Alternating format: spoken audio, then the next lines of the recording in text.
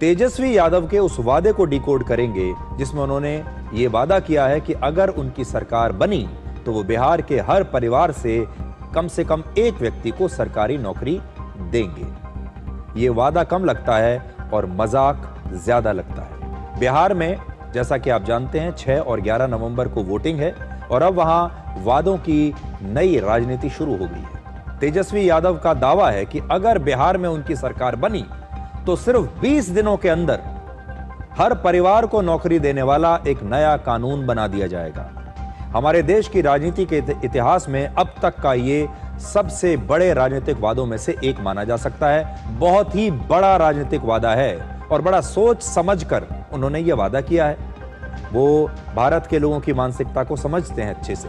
ये एक ऐसा वादा है जो सुनने में तो बेहद आकर्षक है और बिहार के लोगों के बीच लोकप्रिय भी बहुत हो रहा है।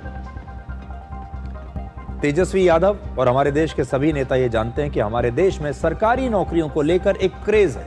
हर व्यक्ति को अगर नौकरी चाहिए तो सरकारी नौकरी ही चाहिए। लेकिन सबसे बड़ा सवाल यह है कि क्या ये वादा संभव है? क्या ऐसा हो सकता है? और इसीलिए मैंने आपसे पहले से कहा, यह वादा नहीं है, ये एक मजाक है। भारत में सरकारी नौकरी को लेकर लोगों के बीच ऑब्सेशन है और लोग हर कीमत पर सरकारी नौकरी पाना चाहते हैं। लोगों का सपना होता है कि एक सरकारी नौकरी उन्हें मिल जाए और इसी का फायदा तेजस्वी यादव चुनाव में उठाना चाहते हैं। सबसे पहले केवल तेजस्वी यादव के वादे और बिहार की इकोनॉमी के बारे में आंकड़ों को देखिए। जब आप आंकड़े देखेंगे तो आपको समझ में आ जाएगा कि यह कितना बड़ा मजाक है। बिहार की आबादी इस वक्त है करीब 13 करोड़ 43 लाख। इस गणित को ध्यान से सुनिएगा। आबादी है 13 करोड़ 43 लाख और बिहार में 2 करोड़ 97 लाख परिवार है। तेजस्वी यादव का वादा है कि हर परिवार से एक व्यक्ति को सरकारी नौकरी दी जाएगी, यानी 2 करोड़ 97 लाख नौकरियां उन्हें देनी होंगी, लगभग 3 करोड़ सरकारी नौकरियां। फिलहाल बिहार में लगभग 20,49,370 लोग सरकारी नौकरियों में हैं। केवल 20,49,000, आप मान लीजिए 20,50,000 लोगों के पास सरकारी नौकरी है। अगर इन लोगों के परिवारों को हम बाकी के परिवारों से हटा भी दें पूरी सूची से, तो भी लगभग 2 करोड़ 76 लाख परिवार अभी बचते हैं जिन्हें सरकारी नौकरियां देनी होंगी। अब अगर 2 करोड़ 76 लाख लोगों को हर महीने कम से कम 10,000 रुपए की तनख्वाह दी जाए तो देखिए, अगर सरकारी नौकरी देंगे तो कम से कम मैं तनख्वाह मान रहा हूं 10,000। हालांकि सरकारी नौकरी में 10,000 से तनख्वाह ज्यादा ही है, ये 10,000 से ज्यादा होगी तनख्वाह। लेकिन हम एक बेस सैलरी अगर माने तो कम से कम अगर 10,000 रुपए की तनख्वाह भी दी जाए तो बिहार सरकार को हर साल 3,31,000 करोड़ रुपए की जरूरत पड़ेगी, जो कि बिहार के पूरे साल के बजट से भी ज्यादा है। आज बिहार सरकार का सालाना बजट 3,16,000 करोड़ रुपए है। यानी जब तेजस्वी यादव की सरकार बनेगी तो सिर्फ नए लोगों को 10,000 रुपए महीना सैलरी देने में ही पूरा बजट खत्म हो जाएगा, बल्कि पूरा बजट नहीं, बजट कम पड़ जाएगा।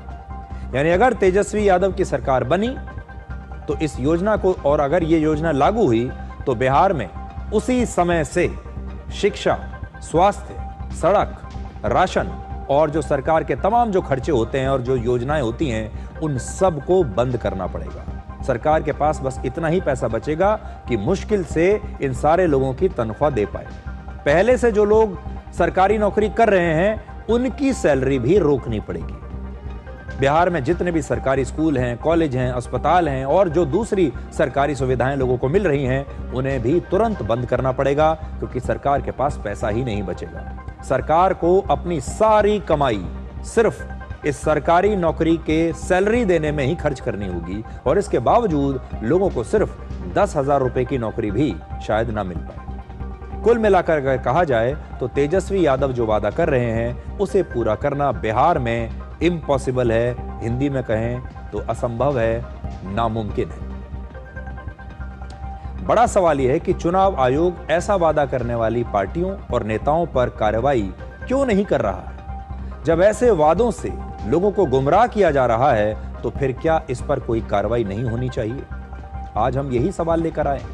ये लोगों के साथ एक मजाक है, लोगों को गुमराह किया जा रहा है, लोगों को आंकड़े अभी पता नहीं है। और सोचिए, अगर बिहार के कुछ लोगों ने इस वादे पर विश्वास कर लिया और इस वादे पर विश्वास करके वोट दे दिया तो उनके साथ कितना बड़ा धोखा होगा। भारत में कोई ऐसा कानून नहीं है जो नेताओं को उनके चुनावी वादों के लिए जवाबदेह ठहरा सके। अगर कोई प्राइवेट कंपनी अपना झूठा विज्ञापन देती है, आपसे झूठा वादा करती है अपने कस्टमर से, तो उस पर जुर्माना लग जाता है। आप सोचिए, जो ग्राहक होते हैं वो उस कंपनी का सामान खरीदना बंद कर देते हैं। उसकी शिकायतें की जाती हैं कि पहले आपने वादा तो किया था ये, लेकिन जब आपका सामान खरीदा तो वो वादा झूठा निकला। लेकिन अगर कोई नेता झूठा वादा करता है तब भी उसे सत्ता मिल जाती है। नेता जानते हैं कि लोग तर्क से नहीं बल्कि भावना से वोट देंगे। भले ही तेजस्वी यादव सरकारी नौकरी देने का वादा कर रहे हैं, लेकिन आरबीआई के एक सर्वे में बिहार के लोगों को कुछ महत्वपूर्ण बातें उनके बारे में कही गई हैं। बिहार के लोग कौन हैं, उनका चरित्र कैसा है, ये आरबीआई के सर्वे से पता चलता है। तो इस सर्वे में देखिए क्या पता चला। पहला, बिहार की पहचान एक ऐसे राज्य की रही है जहां लोग गरीब जरूर हैं, लेकिन वो मेहनती हैं, परिश्रमी हैं और उनमें जोश है और उनमें जिंदगी में कुछ करने का जुनून है। दूसरा, बिहार के युवा अपने भविष्य को लेकर बहुत आशावान हैं। तीसरा, बिहार के गांव और शहरों में कंज्यूमर सेंटिमेंट देश के औसत से ज्यादा है। आज देश में बड़ी संख्या में इंजीनियर्स, सरकारी कर्मचारी और आईएएस अधिकारी बिहार से आते हैं, लेकिन आज बिहार के उन्हीं बच्चों के सामने एक ऐसा वादा किया जा रहा है जो योग्यता और मेहनत पर एक चोट करता है, योग्यता का अपमान करता है। अगर परिवार को नौकरी देने का वादा बिहार के करोड़ों युवाओं की मेहनत पर सवाल खड़े नहीं करता तो और क्या है, ये मेरिट पर सवाल खड़े करता है। जो लोग आज पढ़ाई लिखाई कर रहे हैं, मेहनत कर रहे हैं, परिश्रम कर रहे हैं, उनका क्या होगा? क्या अब उनको नौकरी नहीं मिलेगी? क्या एक ही परिवार में अगर दो लोग परिश्रमी हैं, मेहनती हैं, तो क्या उन दोनों को नौकरी नहीं मिलनी चाहिए? आज एक ऐसा माहौल बनाने की तैयारी हो रही है जहां टैलेंट की कोई कदर नहीं बचेगी और जिन छात्रों में योग्यता है, जो मेहनत करते हैं, उनका हक छीनने की कोशिश की जाएगी, सिर्फ इसलिए क्योंकि एक पार्टी को और एक नेता को चुनाव जीतना है किसी भी कीमत पर। तेजस्वी यादव सरकारी नौकरी देने का वादा तो कर रहे हैं, लेकिन वो खुद जमीन लेकर नौकरी देने के घोटाले में आरोपी हैं। तेजस्वी यादव और उनके माता पिता राबड़ी देवी और लालू यादव, उनकी बहन मीसा भारती और हेमा यादव भी इस मामले में आरोपी हैं। यानी ये मुफ्त सरकारी नौकरी बांटने का वादा एक ऐसा परिवार कर रहा है जो कि लैंड फॉर जॉब्स के घोटाले में खुद आरोपी है और पूरे परिवार पर नौकरी दिलाने के मामले में भ्रष्टाचार का केस चल रहा है। आज सवाल यह है कि जो खुद नौकरी देने के घोटाले में फंसे हुए हैं, वो अब अगर हर घर में नौकरी देने की बात कर रहे हैं तो विश्वास कौन करेगा?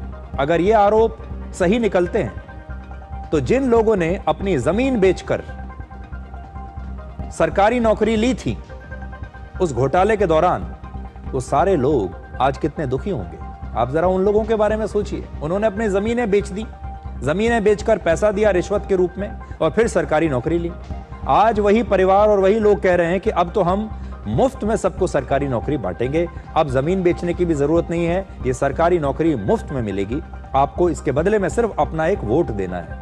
तो पहले था लैंड फॉर जॉब्स, यानी जमीन के बदले नौकरी, और अब है वोट फॉर जॉब्स, यानी वोट के बदले नौकरी। पिछली बार आरोपों के हिसाब से जो था वो ये था कि अपनी जमीन बेचिए और नौकरी ले लीजिए सरकारी। आज वो कह रहे हैं अपना वोट दीजिए और सरकारी नौकरी ले लीजिए। यानी दोनों ही बार सरकारी नौकरी का सौदा हो रहा है। पिछली बार सौदा हुआ जमीन से, इस बार सौदा हो रहा है बिहार के लोगों के वोट से।